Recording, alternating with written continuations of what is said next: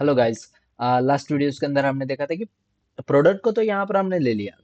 अब उसको मुझे सेव भी करना है, साथ ही साथ उसके एक्चुअल प्रोडक्ट में से उसकी क्वांटिटी को कम कर देना है। एकदम सिंपल है, ज़्यादा कुछ नहीं। आप उसको बस फिर से अपडेट करोगे ना, तो अपडेट करना है, बाकी कुछ करने जैसा नहीं है उसमें।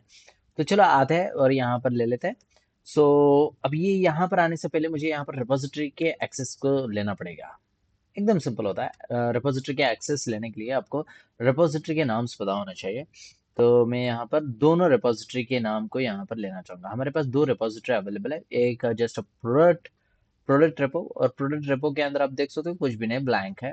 और एक साथ ही साथ हमारे पास कौन है, ऑर्डर रेपो, ये भी साथ ही साथ ब्लैंक है। सो प्रोडक्ट कंट्रोलर के अंदर यहाँ पर बोलूंगा प्राइवेट, प्राइवेट, और प्राइवेट प्रोडक्ट रेपो को लेना चाहूंगा। प्रोडक्ट रेपो, पहले प्रोडक्ट रेपो, और उसको एक नाम दे देता हूँ product repo. It's depends on you, आप नाम कुछ भी दे सकते हो। और साथ ही साथ इसको बोलूंगा प्राइवेट, मेरे पास ऑर्डर है, order repo, order repo, order repo, order repo. हाँ ओके, ऑर्डर रेपो, और यहाँ पर ऑर्डर रेपो ले लेता हूँ। सो ऑर्डर इन्फो रेपो या info repo, it's depends on you. अब देखो यहाँ पर ऑटो ऐड हम यूज करते हैं, तो आप ऑटो ऐड भी यूज सकते हो, कंस्ट्रक्टर इंजेक्शन भी यूज कर सकते हो। तो आप कंस्ट्रक्टर इंजेक्शन को भी यहाँ पर बेसिकली यूज कर सकते हैं। It's just a constructor injection. अब यहाँ पर कंस्ट्रक्टर इंजेक्शन भी वर्क करेगा, कोई प्रॉब्लम नहीं है, सिंपल। यहाँ पर आपको ऑटो ऐड लिखने की जरूरत नहीं होती है कंस्ट्रक्टर इंजेक्शन करते समय। और ये भी बेहतरीन है, बढ़िया है। कंट्रोल एस टू सेव करो। नो एरर्स, वेरी गुड, शाबाश। और ये यहाँ पर हो जाने के बाद मैं यहाँ पर करना चाहूंगा, पहले तो मैं फेच करना चाहूंगा प्रोडक्ट को। कौन सा प्रोडक्ट यहाँ पर आ रहा है, उसके प्रोडक्ट को फेच करूंगा और उसकी क्वांटिटी को चेक करूंगा कि वो क्वांटिटी और मेरी क्वांटिटी ग्रेटर देन है क्या। अगर ग्रेटर देन है तो वो इमीडिएटली वापस रिटर्न करे और एरर्स आ जाए और डेटा को सेव ही ना करे। सेकंड सेकंड थिंग हम यहाँ पर ये करेंगे कि बाबा अगर उसकी क्वांटिटी एक्चुअल में स्लो है तो ही आगे बढ़े। और उसके बाद चलो चेक कर लेते हैं। इफ करने से पहले मैं क्या करना चाहूंगा, प्रोडक्ट रेपो जो मेरे पास है, dot get by ID, get by ID है, गेट बाय आईडी। और यहाँ पर बोलूंगा आईडी कहाँ पर है, इन्फो के अंदर है। So info dot get order info नहीं, ऑर्डर इन्फो आईडी नहीं, मुझे चाहिए प्रोडक्ट आईडी। तो प्रोडक्ट आईडी ये आएगा, और उसके बाद डॉट और एल्स करूंगा। यहाँ पर ऑब्वियसली वो इसमें आता है, ऑप्शनल में आता है। एक मिनट, प्रोडक्ट रेपो, ए सॉरी सॉरी सॉरी सॉरी, यहाँ पर प्रोडक्ट रेपो आया ना।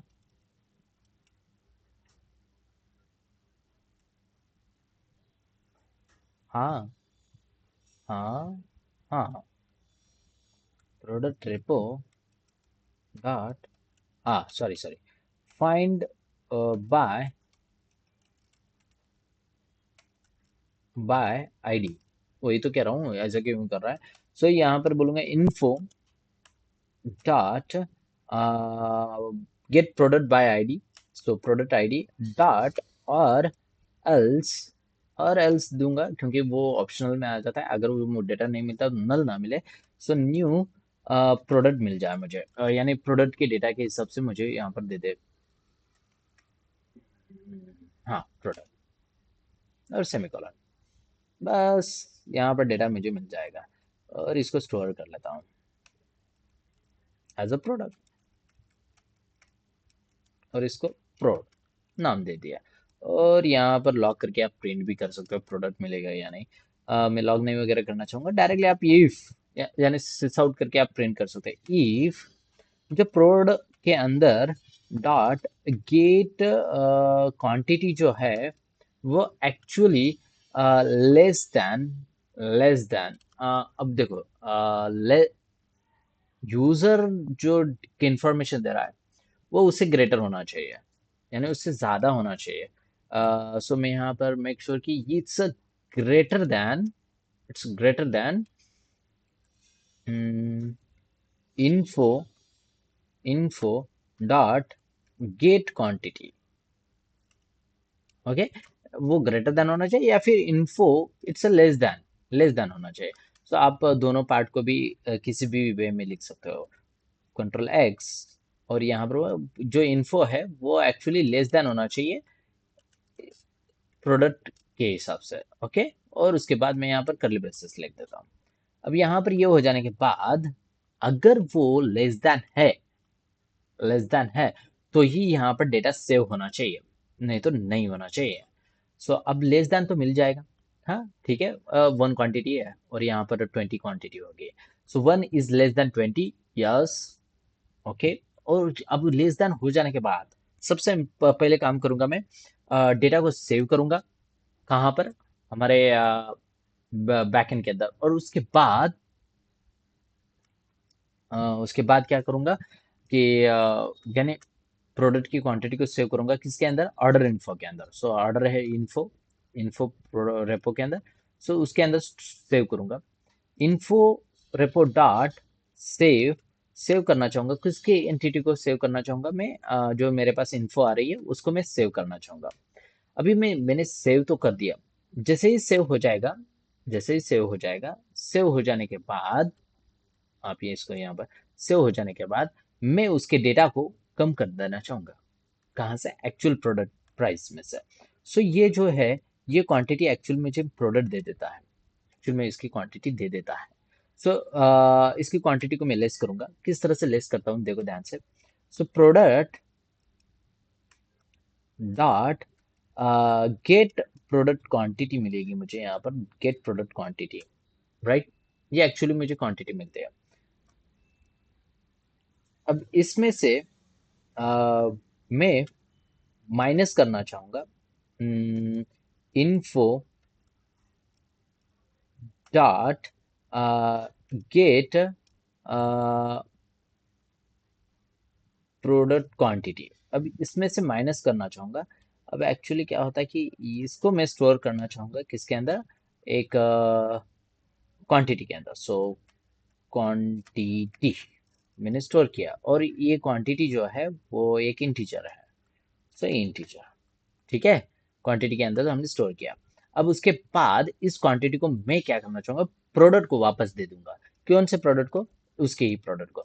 सो प्रोड डॉट सेट करना चाहूंगा इसको, प्रोडक्ट क्वांटिटी जो है उसकी प्रोडक्ट क्वांटिटी को सेट करना चाहूंगा और क्वांटिटी प्रोवाइड कर देता हूँ।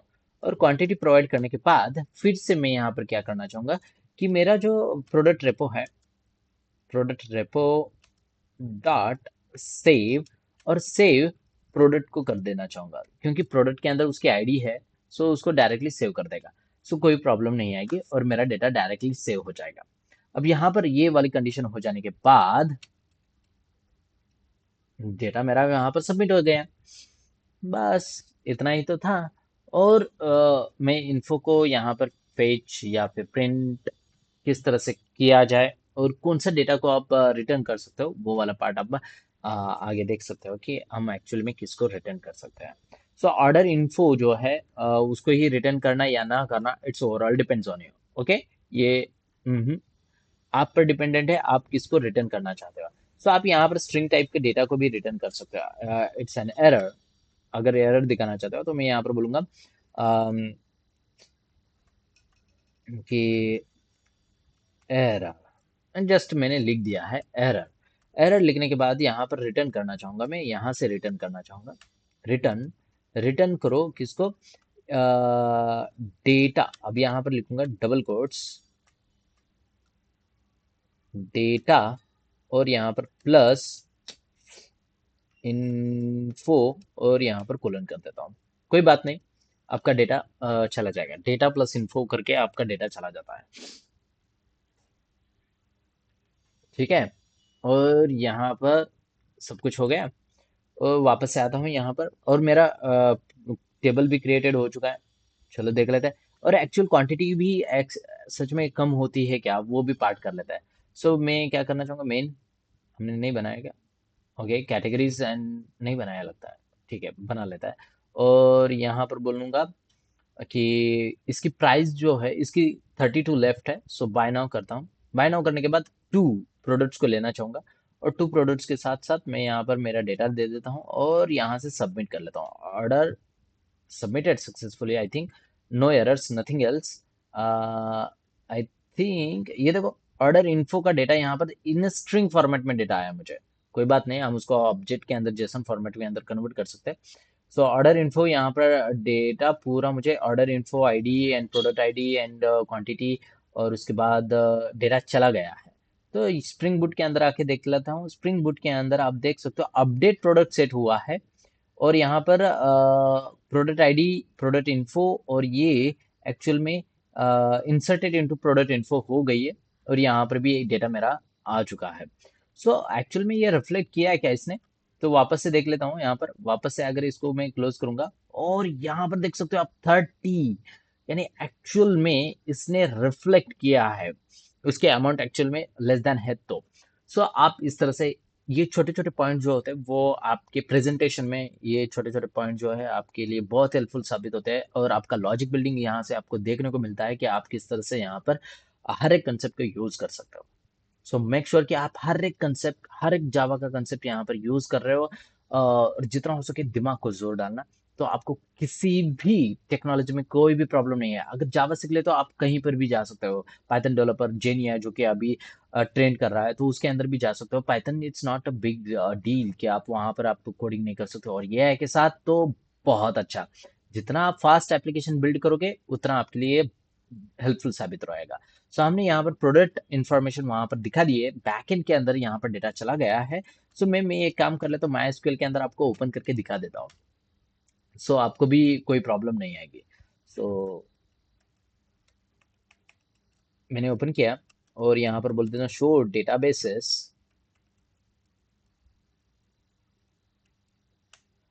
और शो डेटाबेसेस जैसे ही करूँगा, यहाँ पर हमारा रिएक्ट प्रोजेक्ट चल रहा था। सो यूज रिएक्ट प्रोजेक्ट, और यहाँ पर बोलूँगा शो टेबल्स, और शो टेबल्स के अंदर ऑर्डर इन्फो जो कि हमने अभी अभी बनाया था।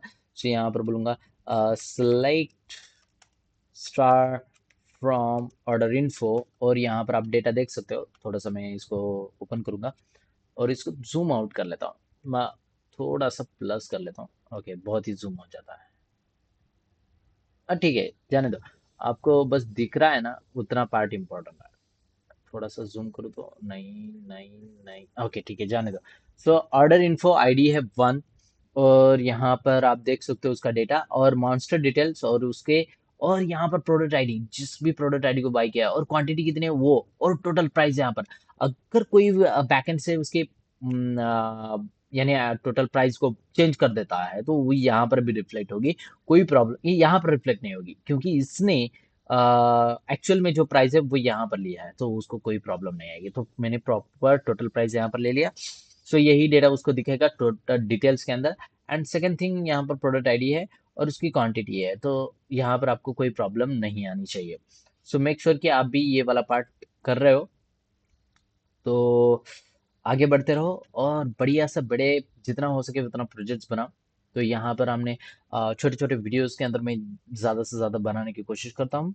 तो हमने यहाँ पर प्रोडक्ट इन्फॉर्मेशन तो बैकएंड के अंदर ले लिया है। आप चाहे तो नेक्स्ट पार्ट भी ले सकते हो। सो मैंने यहाँ पर 30 किया है। इस प्रोडक्ट को बाय करना चाहूँगा, सो इसको बाय कर लेते हैं, और ये जो है वो अलग है। सो इसकी क्वांटिटी जो है मैं 10 कर देता हूँ। 10 क्वांटिटी किया है मैंने। एक्चुअली 10 क्वांटिटी किया है, तो 32 - 10 यानी 20 हो जाना चाहिए, और 22 हो जाना चाहिए। सो यहाँ पर भी डेटा ले लेता हूँ, 22 होना जाना चाहिए, और प्लेस ऑर्डर कर लेता हूँ। प्लेस ऑर्डर जैसे किया, और यहाँ पर क्या कर लेता हूँ, पहले तो देख लेता हूँ। सो यहाँ पर सेकंड डेटा और क्वांटिटी 2 आई, और उसकी प्राइस भी आई चुकी है एक्चुअल में कितना है। और यहाँ पर मैं फेच करूंगा तो 22 एक्चुअल में है। तो यही तो चाहिए। ये होता है छोटी छोटी, इसमें आपको खुशी मिलती है। तो इतने छोटे छोटे प्रोजेक्ट्स, छोटे छोटे पॉइंट जो होते हैं ना, बहुत दिक्कत काम करते हैं। और ये स्टूडेंट्स कैसे करें सर उसको कम, या फिर उसको कैसे किस तरह से कम किया जाए, ये इसकी वजह से कंफ्यूजन हो जाते हैं। तो मेक श्योर कि आपको कोई प्रॉब्लम ना आए। अगर कोई प्रॉब्लम था और कुछ चाहिए तो मुझे बताना मत भूलना, कमेंट आउट कर सकते हो, मैं आपको इमीडिएटली डेटा स्टोर शेयर कर दूंगा। सी यू गाइज, नेक्स्ट वीडियोस के अंदर हम मिलेंगे। सो नेक्स्ट वीडियोस के अंदर मैं उसका डेटा को किस तरह से शो करवाया जाए वो वाला पार्ट आपको यहाँ पर दिखा देता हूँ, तो आपको कोई प्रॉब्लम नहीं आएगी कि कौन सा डेटा किस तरह से प्रेजेंट होना चाहिए। सो मैं उसको आपके फ्रंट एंड पर किस तरह से दिखाना चाहिए, तो वो वाला हम नेक्स्ट वीडियोस के अंदर लाते हैं, और छोटा सा एक अलग सा मैं स्वीट अलर्ट वाला पार्ट लाने की कोशिश करूंगा। चलो guys, see you, tata, bye bye, मिलते हैं नेक्स्ट वीडियोस के अंदर।